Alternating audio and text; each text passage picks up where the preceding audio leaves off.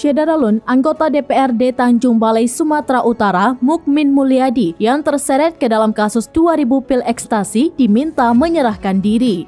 Seperti diketahui, Mukmin Mulyadi sudah ditetapkan sebagai tersangka dan masuk dalam daftar pencarian orang atau DPO di Tres Narkoba Polda Sumatera Utara sejak Oktober 2020.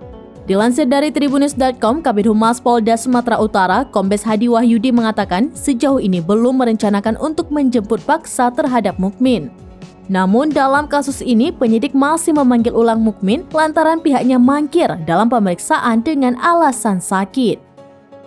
Meski begitu, Hadi berharap Mukmin Mulyadi kooperatif menyerahkan diri atas kasus yang menjeratnya dan segera menghadapi proses hukum.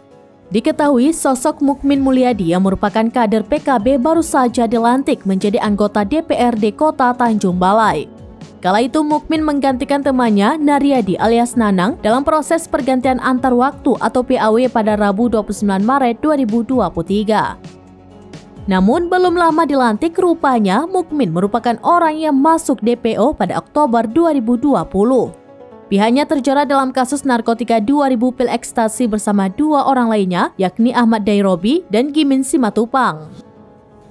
Sebelumnya, pemilihan Mukmin menjadi anggota DPRD sempat menuai protes. Kala itu sejumlah warga sempat berunjuk rasa di Polda Sumatera Utara menyatakan bahwa Mukmin Mulyadi merupakan DPO.